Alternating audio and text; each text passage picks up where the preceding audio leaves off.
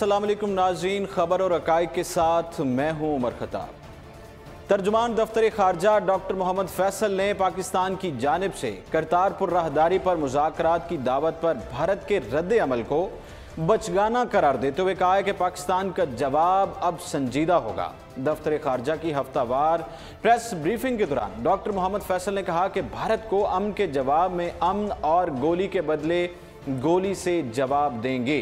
Doctor Mohammad Faisal ने यह भी कहा कि पाकिस्तान ने करतारपुर राहदारी खोलने के लिए 21 जनवरी को भेजे गए मुसवदे में भारत को जामे प्लान भेजा और वफ्द पाकिस्तान भेजने को कहा, जिस पर भारत ने जवाब में पाकिस्तानी वफ्द को नई दिल्ली बुला लिया और इसके लिए 2 तारीखों का तयन कर दिया।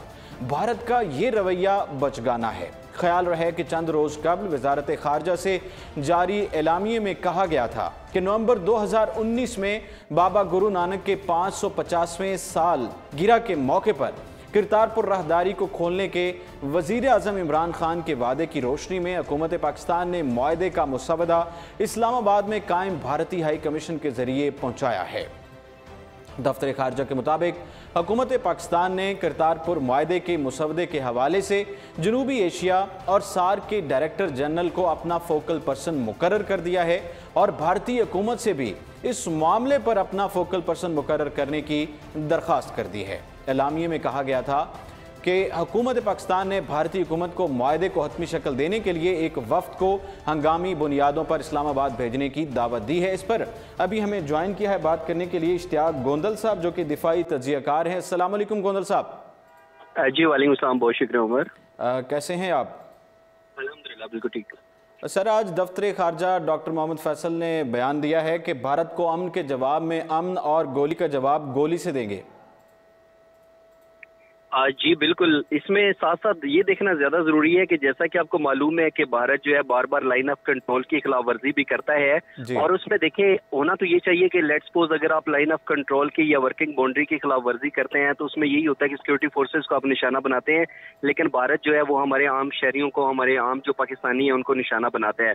तो आज ये जो डॉक्टर मोहम्मद फैसल साहब की तरफ से बयान आया कि हम जो है भारत को अमन का जवाब में अमन और गोली के जवाब में गोली मिलेगी उनको, तो आप देखना ये है कि अगर तो उस तरीके से पाकिस्तान के अंदर आम इस तरीके से पाकिस्तान के शहरियों को निशाना बनाया जाता है तो क्या पाकिस्तान भी जवाबी कार्रवाई में इस तरीके से गोलियां चलाता है? तो पाकिस्तान ने कभी भी ये जो बैनुल अक़वामी कवानीन होते हैं इसकी खिलाफ वर्जी नहीं की। दूसरा, जो आप करतारपुर राहदारी के हवाले से बात कर रहे थे, जब भारत को जामिया प्लान भेजा तो उन्होंने कहा कि पाकिस्तान जो है वफद, इसके जवाब में भारत ने कहा कि आप अपने वफद को नई दिल्ली भेजें। इसके लिए उन्होंने 2 तारीखों का तयन किया, जिसका जिक्र आपने अपने इंट्रो में भी किया। जी। और ये उन्होंने कहा या तो अब 26 फरवरी और 7 मार्च के हवाले से बात की गई। तो अब देखना यह है कि जब पाकिस्तान की तरफ से कोशिशें की जाएंगी करतारपुर राहदारी के हवाले से और भारत की तरफ से इस तरह के बयानात सामने आएंगे तो ये यकीनन एक बचगाना सोच का हामिल ही कोई मुल्क इस तरह के बयानात सामने ला सकता है या आपको बयान दे सकते हैं। ठीक है। अच्छा, आए रोज़ LOC पर फायरिंग होती है, भारत की तरफ से सीज़ फायर की खिलाफ वर्जी की जाती है, मासूम शहरी शहीद हो जाते हैं। इसका लाहे अमल क्या है और किस तरह इस सूरत हाल से निकला जा सकता है? आपने देखा होगा कि जब भी भारत की तरफ से लाइन ऑफ कंट्रोल या वर्किंग बाउंड्री की खिलाफ वर्जी की जाती है तो पाकिस्तान भारत को मुंह तोड़ जवाब देता है। और आपको याद होगा कि कुछ दिन कबल जो है कुछ तस्वीरें भी ISPR की तरफ से शेयर की गई थी, जब भारतीय जासूस ड्रोन जो था उसने जब पाकिस्तान के हदूद के अंदर दाखिल हुआ तो हमारी फौज की तरफ से एक बड़ा वाज़ेह तौर पर बयान आया कि सिर्फ गोलियां ही नहीं बल्कि अगर कोई जासूस ड्रोन भी पाकिस्तान के हदूद में दाखिल होगा तो हम उसे भी मार गिराएंगे। तो ये भारत को एक बड़ा वाज़ेह पैगाम है कि अगर आप जारियत करेंगे, आप बार बार लाइन ऑफ कंट्रोल और वर्किंग बाउंड्री की खिलाफ वर्जी करेंगे तो हम खामोश नहीं बैठेंगे, बल्कि जिस नौयत की आप खिलाफ वर्जी करेंगे उसी तरह से आपको मुंह तोड़ जवाब दिया जाएगा।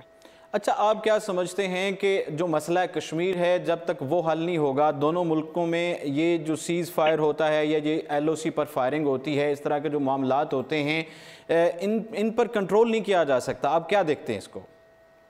जी देखिए, आपको याद होगा जब बुरहान मुजफ्फर वानी की शहादत हुई थी तो उसके बाद अभी हम देखते हैं कि मकबूजा कश्मीर के अंदर जो नौजवान नस्ल है वो उसने आज़ादी का परचम अपने हाथ में थाम लिया है। और वहाँ पे आप देखते हैं कि जैसे ही मकबूजा कश्मीर की सरजमीन पर कश्मीरी नौजवानों के अंदर आज़ादी की तड़प लेकर इजाफा होता है, उनके अंदर एक जुनून नजर आता है। भारत के ज़ेरे इंतजाम मकबूजा कश्मीर के अंदर जब आज़ादी के हवाले से जोशो जज्बा बढ़ता है तो भारत की तरफ से बार बार ये कहा जाता है कि पाकिस्तान की सरजमीन से दहशतगर्द या शिद्दत पसंद अनासर यहाँ पर दाखिल होते हैं और हमें नुकसान पहुँचाते हैं। और जब भी मकबूजा कश्मीर के अंदर आप देखेंगे कि वहाँ पे जो आज़ादी की तहरीक है उसके अंदर इजाफा होगा तो भारत की तरफ से दुनिया के सामने एक शोर मचाया जाएगा कि पाकिस्तान के अंदर से शिद्दत पसंद अनासर दाखिल होते हैं। और साथ ही साथ उन दिनों के अंदर लाइन ऑफ कंट्रोल और वर्किंग बाउंड्री पर जो है भारत की तरफ से खिलाफ वर्जियाँ बढ़ जाती हैं ताकि वहाँ पर झड़पें हों, कुछ फायरिंग पाकिस्तान की तरफ से हो और फिर भारत जो है दुनिया के सामने ये लाइन ऑफ कंट्रोल को लेकर आए ताकि लाइन ऑफ कंट्रोल के ऊपर ये खिलाफ वर्जियाँ हो रही हैं। और भारत चाहता ही है कि लाइन ऑफ कंट्रोल और वर्किंग बाउंड्री को इतना हॉट इशू बना दिया जाए कि मकबूजा कश्मीर के अंदर जो आज़ादी की तहरीक है उसको जो है थोड़ा नीचे लेके जाया जाए इस तरह कि वो दुनिया को नजर ना आए कि मकबूजा कश्मीर के अंदर भारतीय जुल्म बर्बरियत अच्छा गोंदल साहब, पाकिस्तान की तरफ से हमेशा पहल की जाती है मुज़ाकरात के लिए। करतारपुर की मिसाल सामने अभी भी पाकिस्तान ने दावत भेजी है लेकिन उन्होंने अपनी ही तारीखें तक जो है वो दे दी, तयन कर दिया है।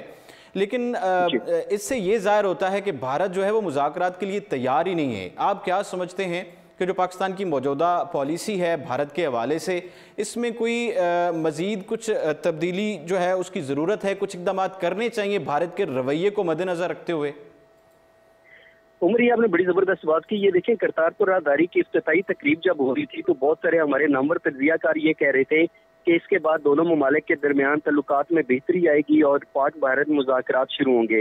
मगर आपको याद होगा कि भारतीय वज़ीर ख़ारजा सुषमा स्वराज ने न सिर्फ इस करतारपुर राहदारी की इफ्तिताई तकरीब में आने से इनकार कर दिया था बल्कि ये ऐलान भी किया था कि अगर south Asian association for regional cooperation यानी सार्क का इजलास पाकिस्तान में हुआ तो भारत इसमें शिरकत करेगा। अब यहाँ पर देखने की बात यह है कि जैसे आपने करतारपुर राहदारी के हवाले से बात की, पूरी दुनिया के अंदर 25 करोड़ सिख हैं जो कि बाबा गुरु नानक के पैरोकार हैं और भारत के अंदर भी तकरीबन जो 2011 के अंदर इनकी मरदमशुमारी हुई थी उसमें तकरीबन 2 करोड़ और 8 लाख से जायद सिख भारत की सरजमीन पर मौजूद थे। अब एक तरफ तो आप ये कहते हैं कि आप भी अपनी ख्वाहिश का इजहार करते हैं करतारपुर राहदारी को खोला जाए और जब पाकिस्तान करतारपुर राहदारी खोल देता है तो आप इसे सफारती दहशतगर्दी का नाम देते हैं। ठीक है, जब आपकी सोच ये होगी तो फिर आप ही बताएं कि भारत से हम किस तरह से तवक्को कर लें कि भारत वाकई मुज़ाकराती अमल में संजीदा है और आने वाले कुछ दिनों के अंदर आपको मुज़ाकरात नजर आ सकते हैं।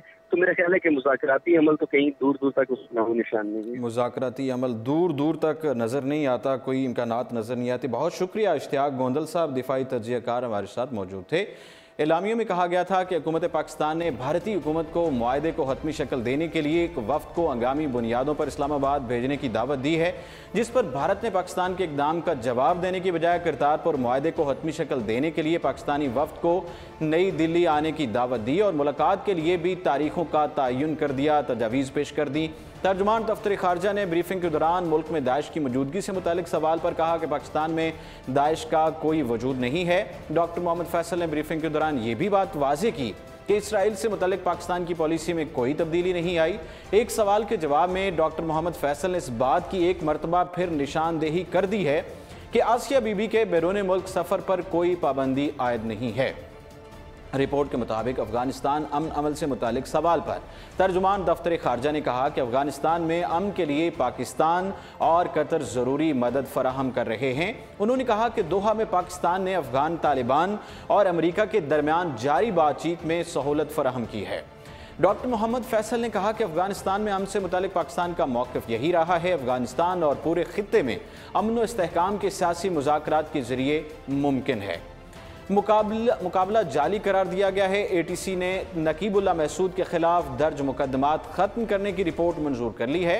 कराची नकीबुल्लाह कत्ल केस की तहकीकात करने वाली कमेटी ने नकीबुल्लाह महसूद 4 अफराद का कत्ल मावराए अदालत समेत करार दे दिया, जिसके बाद अदालत ने नकीबुल्लाह और दीगर के खिलाफ दर्ज मुकदमात ख़त्म करने की रिपोर्ट जो है उसको मंजूर कर लिया है। नकीबुल्लाह कत्ल केस की तहकीकात करने वाली कमेटी ने अपनी रिपोर्ट इंसदाद दहशतगर्दी अदालत में पेश कर दी। सुप्रीम कोर्ट ने राव अनवार का नाम ECL से निकालने की दरख्वास्त भी मुस्तरद कर दी। इंक्वायरी कमेटी की रिपोर्ट के मुताबिक नकीबुल्लाह, साबिर नजरजान और इसहाक को दहशतगर्द करार देकर वीरान मकाम पर कत्ल किया गया। इंक्वायरी कमेटी और तफ्तीशी अफसर ने जाए वक़ुआ का मुआयना किया। पोल्ट्री फार्म में ना ही गोलियों के निशानात मिले और ना ही दस्ती बम फटने की आसार मिले। रिपोर्ट में यह बताया गया है कि हालातों, वाक़यात और शवाहिद की रोशनी में यह मुकाबला खुद साख्ता, झूठा और बेबुनियाद था। नकीबुल्लाह और चारों अफराद को कमरे में कत्ल करने के बाद असलहा और गोलियां डाली गईं। रॉ अनवार और उसके साथी जाए वक़ुआ पर मौजूद थे। वाज़ेह है कि रॉ अनवार 31 दिसंबर 2018 को अपनी मुद्दत मुलाजमत मुकम्मल होने के बाद SSP के ओहदे से रिटायर्ड हुए हैं। 13 जनवरी 2018 को मलीर के इलाके शाह लतीफ़ टाउन में साबिक SSP मलीर रॉ अनवार ने एक नौजवान नकीबुल्लाह महसूद को दीगर 3 अफराद के हमरा दहशतगर्द करार देकर मुकाबले में मार दिया था। इसके बाद 27 साल नौजवान नकीबुल्लाह महसूद के सोशल मीडिया अकाउंट पर उसकी तस्वीर और फनकाराना मसरूफियात के बाइस सोशल मीडिया पर खूब ले दे हुई और पाकिस्तान मीडिया ने भी इसे हाथों हाथ लिया, जिसके बाद पीपल्स पार्टी के चेयरमैन बिलावल भुट्टो जरदारी ने इस मामले पर आवाज़ उठाई और साबिक वज़ीर दाखिला सिंध सुहेल अनवर सिहाल को इंक्वायरी का हुक्म भी दिया। नकीबुल्लाह के वालिद खान मोहम्मद की जानिब से दर्ज करवाए गए वाक़े के मुकदमे में रॉ अनवार को नामजद किया गया था। इसके बाद पुलिस के आला अफसरान पर मुश्तमिल कमेटी ने मामले की तहकीकात करके रॉ अनवार के पुलिस मुकाबले को जाली करार दिया और नकीबुल्लाह को बेगुनाह करार देकर पुलिस अफसर की गिरफ्तारी की सिफारिश की थी। तहकीकाती कमेटी की जानिब से इब्तदाई रिपोर्ट में रॉ अनवार को मुअत्तल करने की सिफारिश के बाद उन्हें ओहदे से हटाकर नाम ईसीएल में शामिल कर दिया गया, जबकि चीफ जस्टिस ऑफ पाकिस्तान की जानिब से इस मामले पर अज खुद नोटिस भी लिया गया था। मुलजिम रॉ अनवार कुछ अरसे तक रूपोश रहे, ताहम 21 मार्च को वो अचानक सुप्रीम कोर्ट में पेश हो गए, जहां अदालत ने उन्हें गिरफ्तार करने का हुक्म दे दिया। इसके बाद जमानत मिलने के बाद रॉ अनवार को 21 जुलाई को रिहा कर दिया गया था। साने साहिवाल की बात करें, लाहौर हाई कोर्ट ने JIT अरकान को 4 फरवरी को रिकॉर्ड समेत तलब कर लिया है।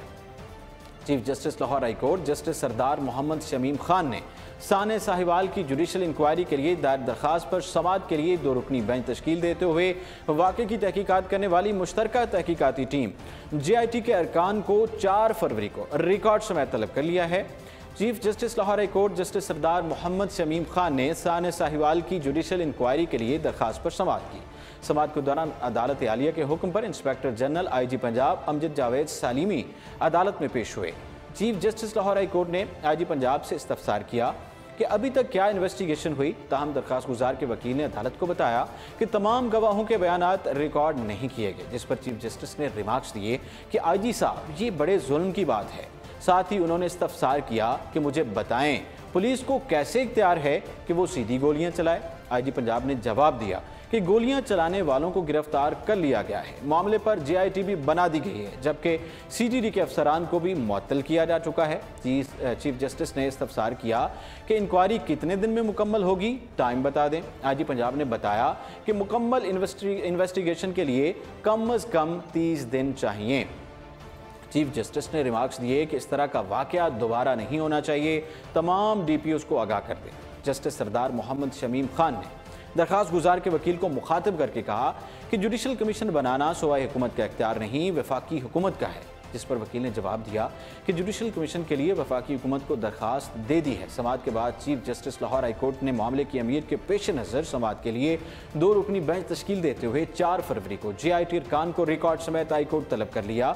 उसके बाद केस की समाअत मुलतवी कर दी गई। वाज़ेह है कि 19 जनवरी को सपहर पुलिस के महकमा इंसदाद दहशतगर्दी CTD ने साहिवाल के करीब GT रोड पर एक मशकूक मुकाबले के दौरान गाड़ी पर अंधाधुंध फायरिंग की, जिसके नतीजे में मियाँ बीवी और उनकी 13 साला बेटी समेत 4 अफराद जाँ भाग और 3 बच्चे भी जख्मी हुए, जबकि 3 मुबैना दहशतगर्दों के फरार होने का दावा किया गया। वाक़े के बाद CTD की जानिब से मुतज़ाद बयानात दिए गए। वाक़े को पहले बच्चों की बाजियाबी से तबीर किया गया, उसके बाद वीडियो मंजर आम पर आने के बाद मारे जाने वालों में से एक को दहशतगर्द करार दिया गया।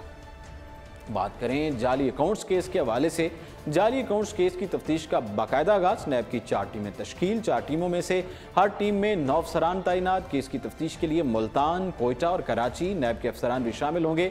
इस्लामाबाद कौमी एहतसाब ब्यूरो नैब ने जाली अकाउंट्स केस की तफ्तीश का बाकायदा आगाज करने के लिए 4 कंबाइन इन्वेस्टिगेशन टीमें तश्कील दी हैं। ज़राए के मुताबिक नैब की जानिब से तश्कील करदा 4 टीमों में हर टीम में जो है वो 9 अफसरान तैनात किए जाएंगे। ज़राए का कहना है कि जाली अकाउंट्स केस की तफ्तीश के लिए मुल्तान और कोयटा और कराची नैब के अफसरान को भी शामिल किया गया है।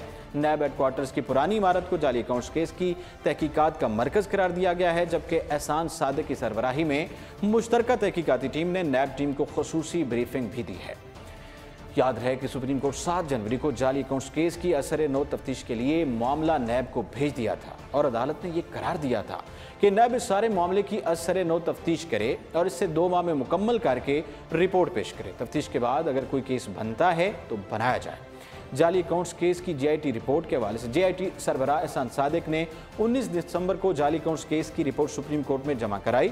इसमें ये कहा गया कि जरदारी ग्रुप और ओमनी ग्रुप ने असासे बनाए और कर्जों में बेज़ाब्तियाँ की, जबकि दोनों ग्रुप्स ने हुकूमती फंड्स में भी खुर्द-बुर्द किया और कमीशन लिया। मुश्तरका तहकीकाती टीम ने ओमनी ग्रुप के शुगर मिल, ज़रई और तवानाई कंपनियों समेत तमाम असासे मुंजमद करने की सिफारिश की। JIT ने आसिफ जरदारी, फरियाल तालपुर और जरदारी ग्रुप की तमाम शहरी और ज़रई अराजी भी मुंजमद करने की सिफारिश की।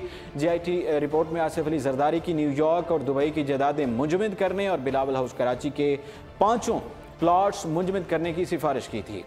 जाली बैंक अकाउंट्स का जो पस मंज़र है, FIA जाली बैंक अकाउंट्स के जरिए मनी लॉन्ड्रिंग की तहकीकात कर रही है और इस सिलसिले में ओमनी ग्रुप के सरबराह अनवर मजीद और निजी बैंक के सरबराह हुसैन लवाई भी FIA की हिरासत में हैं। जबकि तहकीकात में तेज़ी के बाद से अब तक कई जाली अकाउंट सामने आ चुके हैं, जिनमें फलूदे वाले और रिक्शे वाले के अकाउंट से भी करोड़ों रुपए निकले हैं। मुल्क में बड़े बिजनेस ग्रुप्स टैक्स बचाने के लिए ऐसे अकाउंट्स खोलते हैं जिन्हें ट्रेड अकाउंट्स कहा जाता है और जिसके नाम पर ये अकाउंट खोला जाता है उसे रकम भी दी जाती है। इस तरह के अकाउंट्स सिर्फ पाकिस्तान में ही खोले जाते हैं और दुनिया के दीगर हिस्सों में ऐसी कोई मिसाल मौजूद नहीं है। मनी लॉन्ड्रिंग केस में ओमनी ग्रुप के सरबराह और आसिफ जरदारी के करीबी साथी अनवर मजीद और उनके साहबजादे अब्दुल गनी मजीद को सुप्रीम कोर्ट से गिरफ्तार किया गया था, जबकि जरदारी के एक और करीबी साथी निजी बैंक के सरबराह हुसैन लवाई भी मनी लॉन्ड्रिंग केस में गिरफ्तार हैं और इसी केस में तश्कील दी गई JIT में साबिक सदर आसिफ जरदारी और फरियाल तालपुर पेश हो चुके हैं। नाज़रीन, ये था आज के प्रोग्राम और इसके साथ ही उमर खताब को दीजिए इजाज़त और आप देखते रहिए उर्दू पॉइंट।